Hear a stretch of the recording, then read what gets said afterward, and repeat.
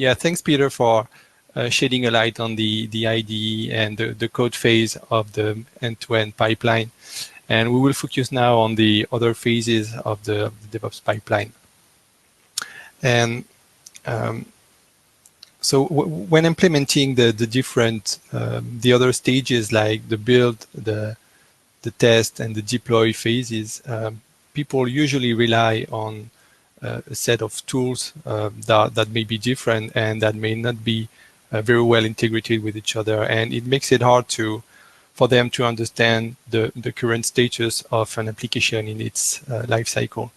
And this is typically the challenge that GitLab is trying to solve by providing and proposing an enterprise class DevOps platform which contains all the necessary features to facilitate the life of developers, of release manager, or software architects to understand and manage the software delivery workflow. So GitLab enables users through its centralized web UI to have a single version of the truth and to gain an entire vision of the development workflow. And this platform can be extended with additional capabilities, for instance, for IBM Z and the ZOS platform through some products of the IBM Z DevOps portfolio, and we'll see that in a minute.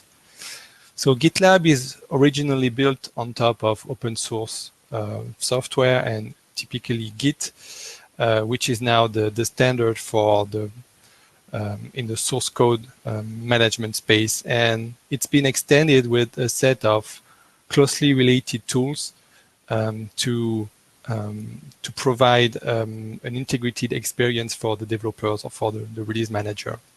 And all the tools can be actually controlled from this central point, which is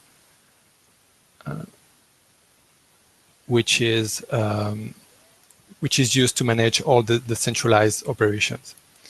So it also offers many built-in features, and the very first one is the concept of projects, which is actually a central concept in the GitLab platform. And a project is basically a Git repository, but all other built-in features are moving around that central concept. And typically we have the issues and the merge request management, which are related to that project. And we also have the GitLab CI/CD context, which is created for that project. And again, you'll see that in the demonstration a bit later.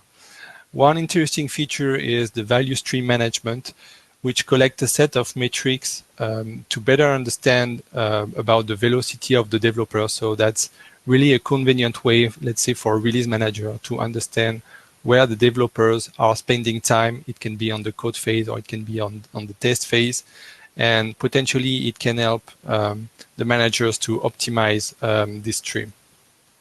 And there are many other integration capabilities, for instance, with IBM EWM, Jira, Bugzilla, RenMine. So these solutions, for instance, the issues and the tickets that are open against this solution can be imported in the GitLab platform. You also have integration with popular CI orchestrators like TeamCD and Bamboo, and also with communication solutions like Teams, WebEx, and Slack.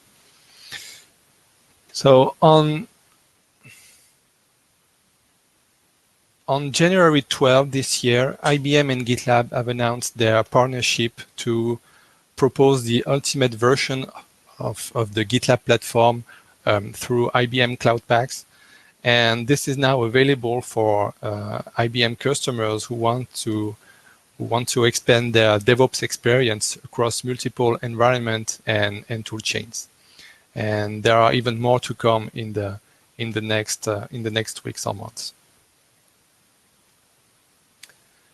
So on this slide, you can see how well the IBM Z DevOps solution and GitLab and the GitLab platform complement each other.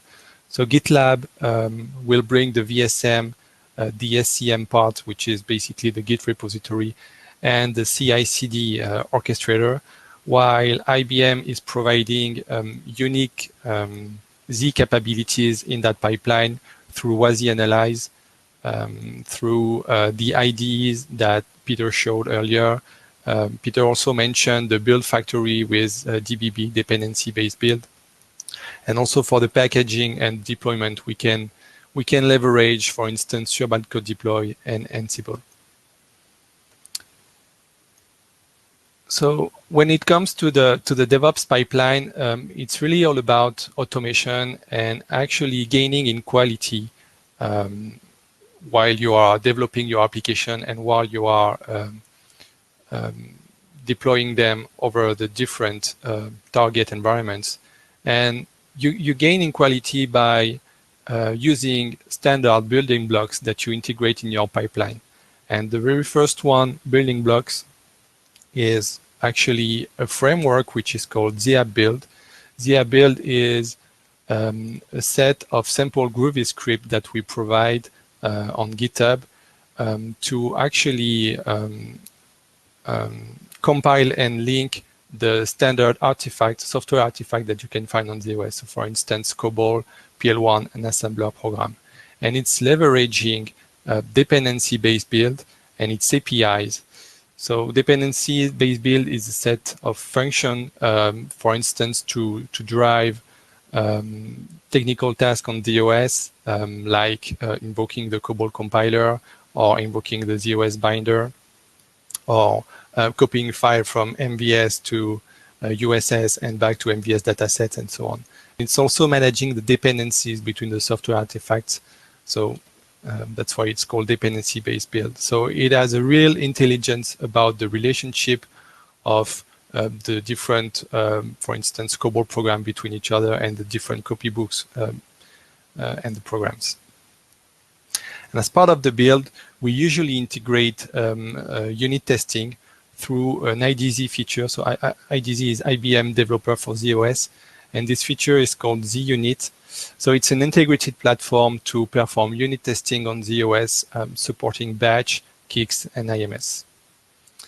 Then on the next stage of the pipeline, we usually integrate some analysis, and the first feature that we will use here is, again, an IDZ feature, which is called code review. The purpose of code review is to check the source code against a set of custom rule that the user can define, or the developer can define. So it's checking basically the syntax and other metrics that are defined in this step. And it helps you to define quality gates in your pipeline, and very early in the execution of the pipeline. Then the next stage is WASI Analyze. So WASI Analyze is a new offering that is available since I think 2 months, and it provides the ability for developers to better understand the relationship between the different ZOS artifacts.